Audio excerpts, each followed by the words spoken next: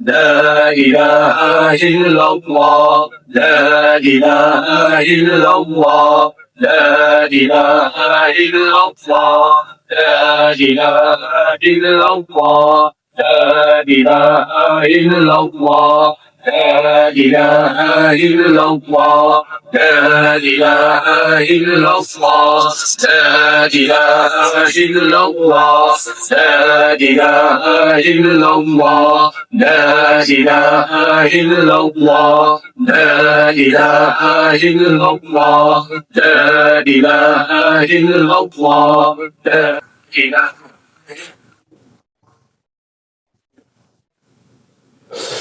أعوذ بالله من الشيطان الرجيم بسم الله الرحمن الرحيم وصلي وسلم وبارك على سيدنا ومولانا محمد وعلى آله وأصحابه والحمد لله رب العالمين ربنا زدنا علما وعملا وأدبا وفهما السلام عليكم ورحمة الله تعالى وبركاته الحمد لله ثم الحمد لله. Donc on continue la lecture de Al-Luma' al-Lillah fi Qawa'id de l'imam al-Juwayni, Abu Ma'ali al-Juwayni.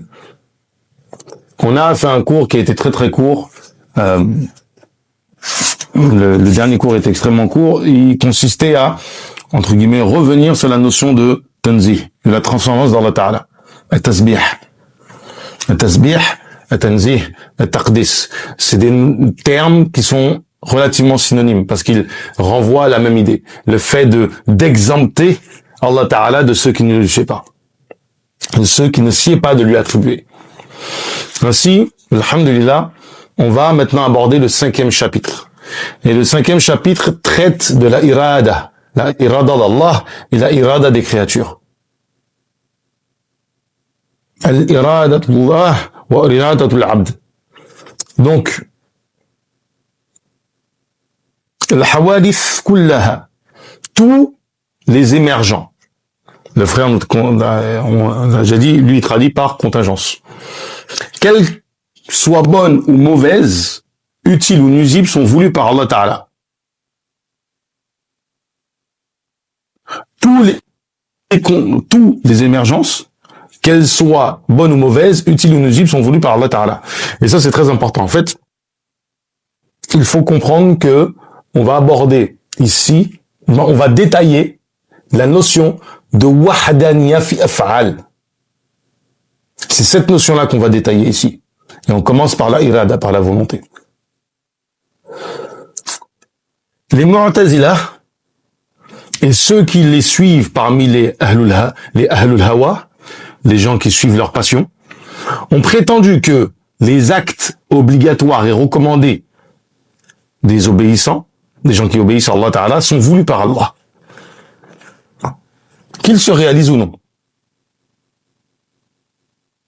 Tandis que les désobéissances, les turpitudes, se produisent sans qu'Allah Ta'ala ne les veuille, bien qu'il les déteste.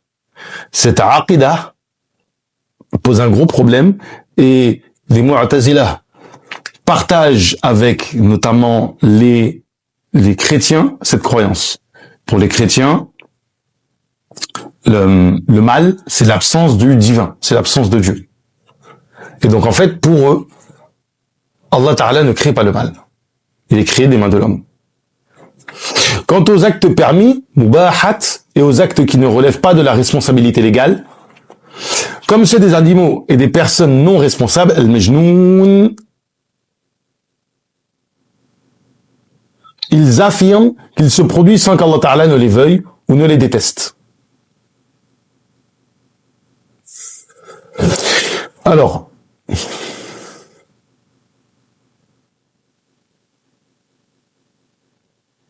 le terme l'idée que la chose soit murad, soit voulue, le murada, fait que la chose. Il faut revenir à la notion de irada, qui fait partie des sifat ma'ani. L'irada, c'est quoi? C'est l'attribut par lequel Allah Ta'ala va déterminer les choses.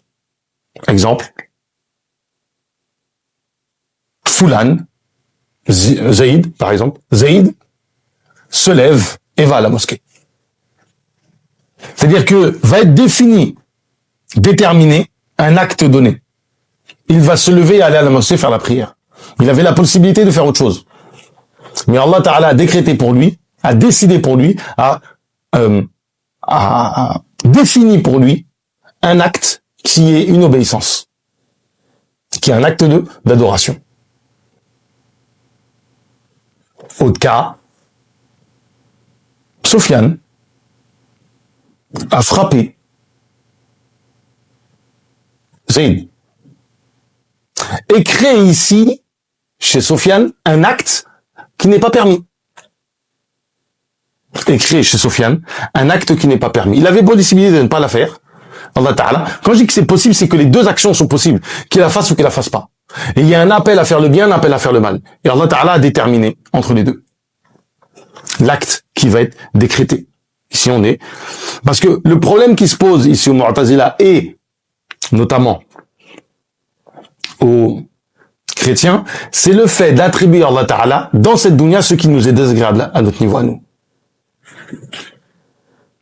Donc les actes permis,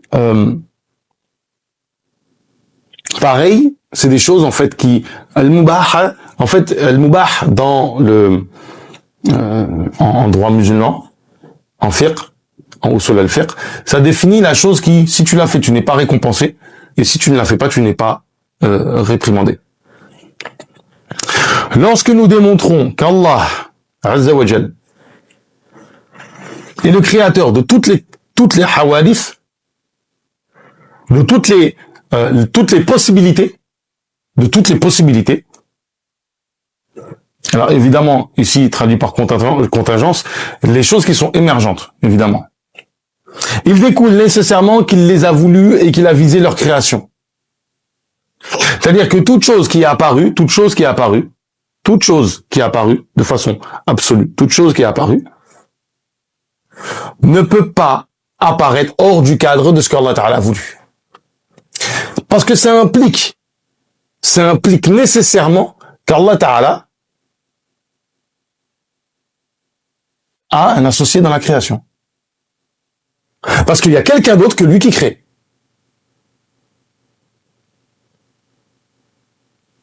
En effet,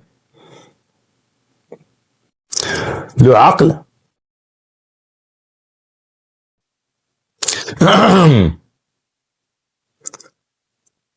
la raison, a établi que l'impuissance de la volonté et l'incapacité de faire triompher sa volonté sont parmi les signes les plus évidents de l'imperfection et du défaut.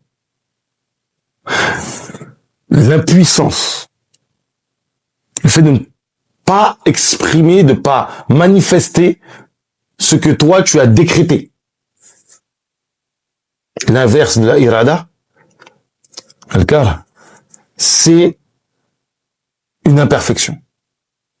On ne peut pas t'attribuer la divinité si tu te fais imposer une volonté autre que la tienne.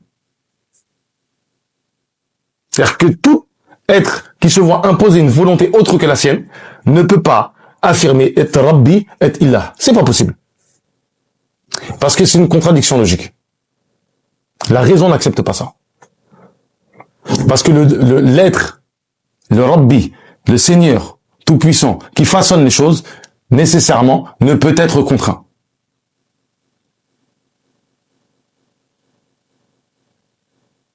Celui qui aspire au pouvoir mais n'arrive pas à imposer sa volonté sur ces sujets est considéré comme faible et négligent.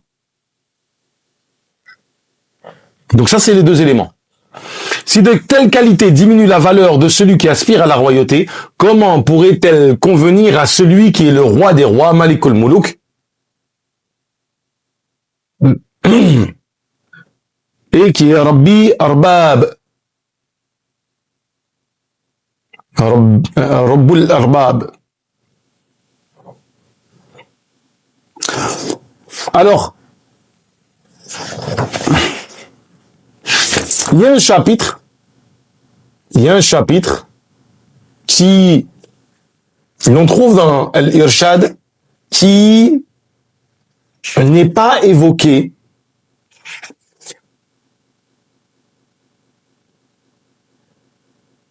de façon aussi nette que dans l'irshad, c'est sur la notion de justice et d'injustice.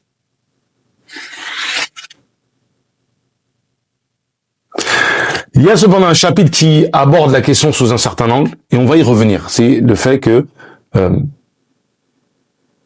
Allah Ta'ala agit avec justice.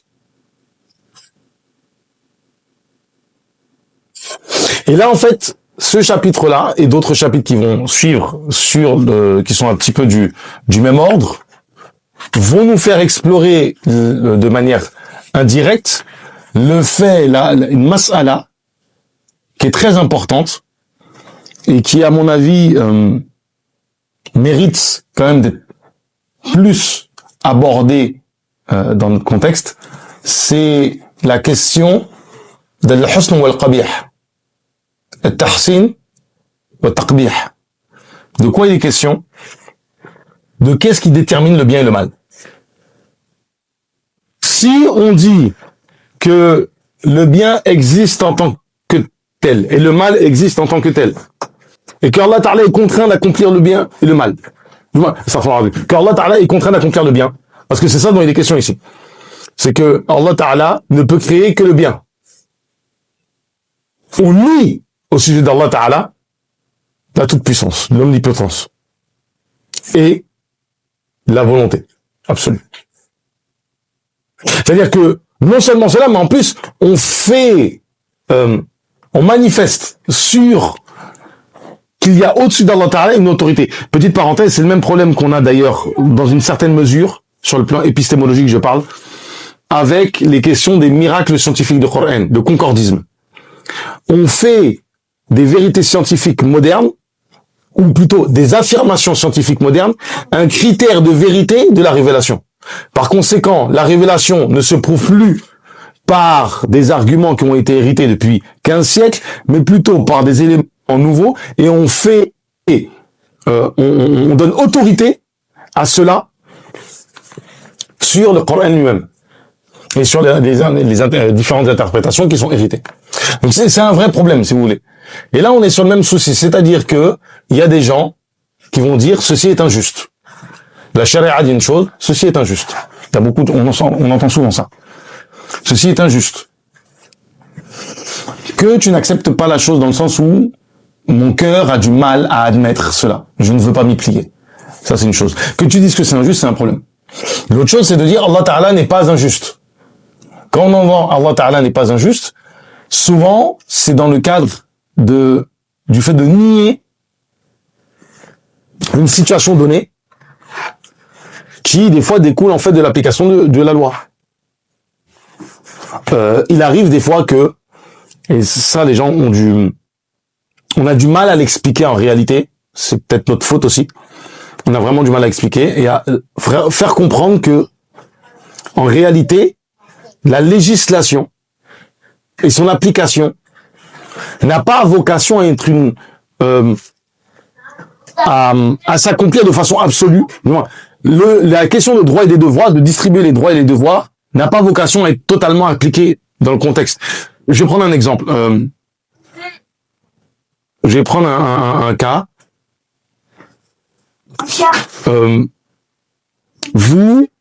Quelqu'un vous a spolié. Quelqu'un a spolié un individu. Une personne s'est fait spolier. Une personne s'est fait spolier et elle ne peut pas prouver qu'elle s'est fait spolier devant le juge. Elle ne peut pas le prouver. Elle n'a pas les éléments qui permettent de le prouver. Et le juge, qu'est-ce qu'il fait? Il juge en défaveur de la personne qui s'est fait spolier.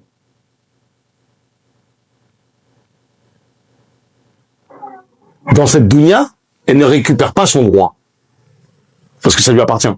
D'ailleurs, et c'est pour ça qu'il y a le fameux récit qui nous rapporte que une fois passé le pont d'As-Sirat, il y aura un jugement entre les musulmans.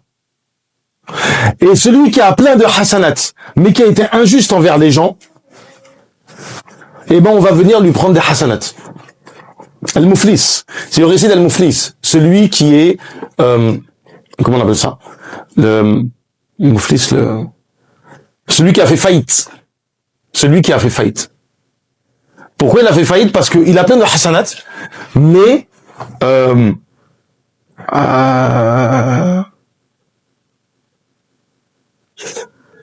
mais il a porté atteinte aux droits de Foulan et de Foulan et de Foulan.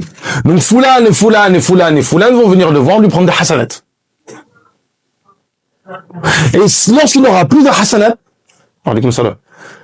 ils vont leur donner ces sayyats, les péchés.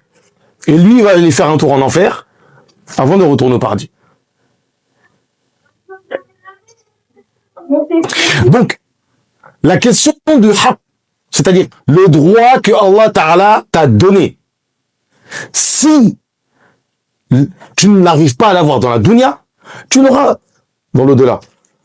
Mais la législation est là pour maintenir un cadre, et ce cadre, des fois, les humains peuvent en jouer.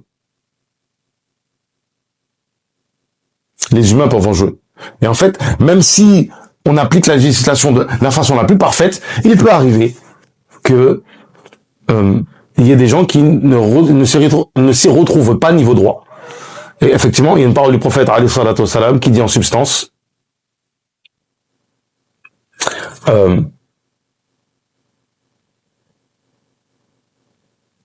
c'est celui pour qui je juge en faveur de lui, mais alors que c'était pas son droit, je lui ai donné du feu. J'ai plus la formule exacte du récit, mais en gros, c'est que si jamais tu prends un droit qui n'est pas le tien et que tu arrives à faire valoir tes droits, c'est-à-dire que en t'exprimant devant le juge, tu arrives à spolier le droit d'un tel, parce que tu parles mieux, parce que tu as des témoins, mais des témoins que tu as achetés, Allahu a'lam. Il y a plein de possibilités. Et ben, sache que tu manges du feu. Donc, il faut quand même prendre garde à ce genre de choses. Donc, réfutation des objections des Mu'tazila sur l'irada.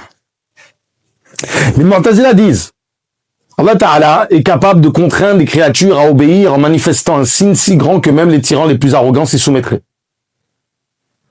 Nous répondons, votre position corrompue affirme que cela est incompatible avec la sagesse divine, car selon vous, il est interdit qu'Allah Ta'ala contraigne ses créatures à obéir et les force à faire le bien. Vous prétendez qu'il ne veut pas cela d'eux, mais qu'il veut qu'ils croient de leur propre choix. Ainsi, ce qu'il veut, il ne le peut pas, et ce qu'il peut, il ne le veut pas. Effectivement, ça revient à une question, c'est qu'est-ce qui établit le bien et le mal? Il y a, on va dire, deux grands avis au sein des sunnis. En fait, de base, les sunnis s'accordent sur le fait que le bien et le mal sont déterminés par la charia, par la législation. Mais qu'est-ce que ça veut dire déterminé par la législation? Il y a des nuances. De plus, il y a une question sur laquelle on est en désaccord. L'obligation de croire. Les Hanafi Mu'tazila considèrent que Allah Ta'ala, lors du Mithaq, de Yawmul Lastum, lors du pacte, il nous a demandé de croire. Et ceci est ancré en nous, et nous avons obligation de faire l'effort par la réflexion, de croire en Allah Ta'ala. C'est une obligation de tout temps. Ainsi, toute personne qui n'aura pas fait l'effort de croire en Allah Ta'ala sera punie. D'avoir le tawhid, un minimum. Comme il y a le récit dans le Coran avec Sidna Ibrahim alayhi salam qui dit, il a regardé les astres, il a regardé la lune, il a regardé le soleil, et ensuite il disait, je me tourne vers Allah Ta'ala. On demande en fait ce minimum de réflexion, d'arriver en fait à un minimum de tawhid. Dans le sens où il faut croire qu'il y ait une seule divinité unique. Pour ce qui est de la législation et de l'organisation de la société, ceci est établi par Allah Ta'ala. Sachant que, effectivement, il n'y a pas que ça en réalité, si vous regardez dans les détails, c'est que ce sur quoi, de tout temps, et quelles que soient les époques, les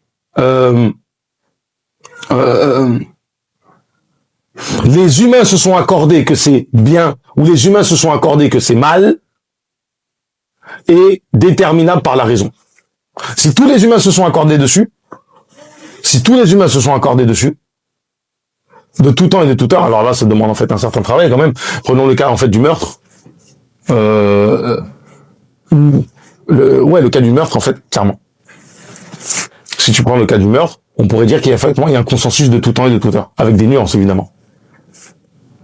On voit bien que dans les sociétés dans lesquelles on vit, il y a des choses sur lesquelles on s'accorde en fait en matière de mal ou de bien. Et donc ça, c'est l'avis des Mu'tazila. C'est l'avis des Hanafi Maturidi. Les Ash'ari, eux, disent que le bien est établi par la législation. Tu as obligation de croire en Allah parce que la législation te le dit. Et l'imam Juwayni, dans son Kitab al-Irshad, précise, nous ne disons pas que le bien et le mal existent et que la législation l'indique. Non, nous disons que le bien et le mal entrent en existence à partir du moment où il y a une législation. C'est-à-dire que la position Ash'ari, on va dire la plus radicale sur la question, c'est il n'y a pas de bien, il n'y a pas de mal.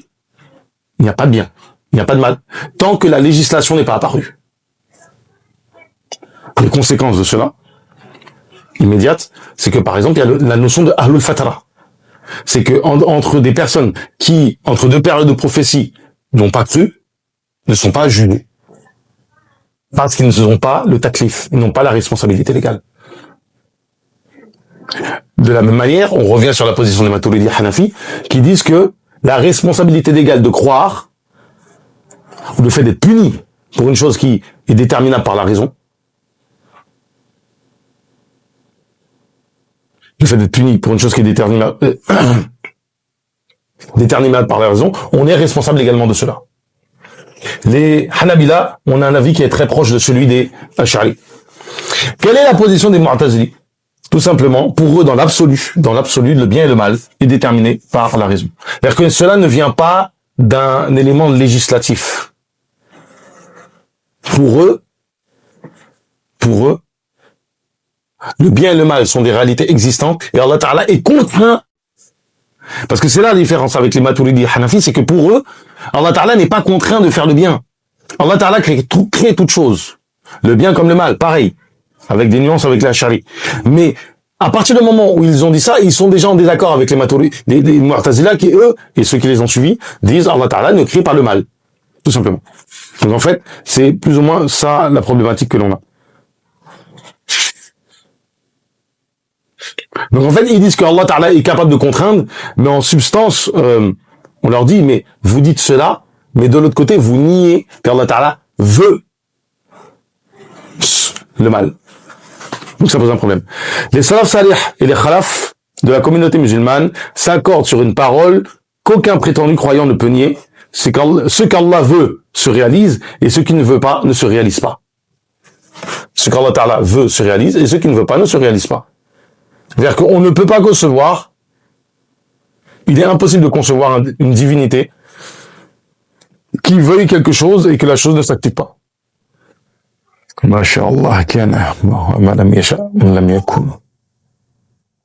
versets de Coran témoignant en faveur des gens de la vérité, Ahlul Haqq, sont innombrables. Parmi ceux-là, si Allah avait voulu, il les aurait réunis dans la guidée. Surat Al-An'am. Celui qu'Allah Ta'ala veut guider, il ouvre son cœur à l'islam, et celui qui veut égarer, il rend son cœur étroit et contracté. C'est-à-dire que c'est la volonté divine. Allah Ta'ala lui-même dit, il fait ce qu'il veut. Encore dans Surat Al-An'am, pareil, même si nous faisions descendre sur eux les anges, que les morts leur parlaient et que nous rassemblions devant sur toute chose, ils ne croiraient pas, sauf si Allah le veut. Et ensuite, à propos du verset, il ne consent pas à l'ingratitude de ses serviteurs dans Surat Az-Zumar, car c'est un argument des Mu'tazila pour leur doctrine. Allah Ta'ala a voulu par ses esclaves, donc c'est le terme esclave ici les croyants et les sincères dans leur adoration. Ce verset est semblable à sa parole, une source dont boivent les esclaves d'Allah Ta'ala. C'est-à-dire que ici, ce qui est voulu, c'est qu'Allah Ta'ala n'aime pas que ses esclaves fassent une désobéissance. Ici, Allah Ta'ala fait référence aux awliya et aux pieux parmi ses serviteurs. Ainsi, ceux pour qui Allah Ta'ala n'a pas consenti à l'ingratitude n'ont pas mécru. C'est-à-dire que le fait qu'Allah Ta'ala c'est-à-dire que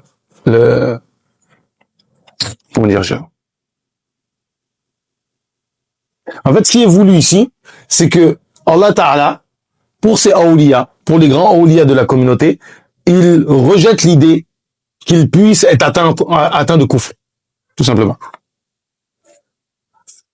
À propos du verset, ceux qui ont associé diront, si Allah avait voulu, nous n'aurions pas associé ni nos ancêtres, et ça c'est une parole de kufr, c'est des kuffars en fait, c'est la parole des mécréants.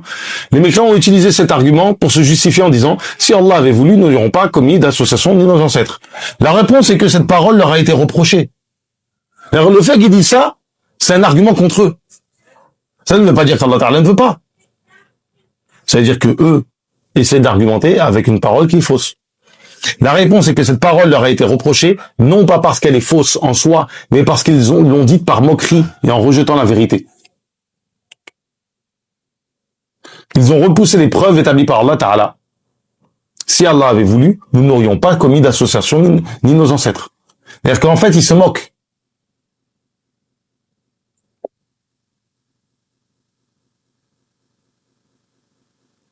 L'épreuve de cette interprétation est dans la suite du verset, lorsqu'Allah Ta'ala dit, avez-vous une science que vous puissiez nous produire?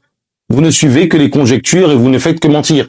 Donc leur propos avant où ils disent, si Allah Ta'ala avait voulu, nous n'y aurions pas mécru, on dit juste après, mais c'est un mensonge. Parce que quand vous le dites, vous ne le dites pas en croyant cela. Vous le dites justement comme argument de fausseté. Comme dit l'imam Ali radiyallahu anhu, kalmatul haqq yuridu al-batil. Une parole de vérité avec laquelle tu veux du faux. Ainsi Allah Ta'ala rejette leurs paroles en raison de leur intention malveillante et de leur absence de preuves valables, non parce qu'ils ont évoqué la volonté divine en elle-même.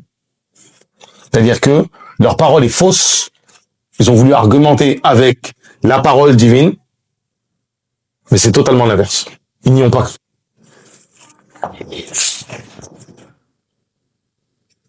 Excusez-moi, pas la parole, la volonté divine en elle-même. ربنا زدنا علما وعملا وادبا وفهما وهب لنا يا كرم في التلاوه خيرا كثيرا من والحلاوه وصلي وسلم وبارك على سيدنا ومولانا محمد وعلى اله وصحبه والحمد لله رب العالمين.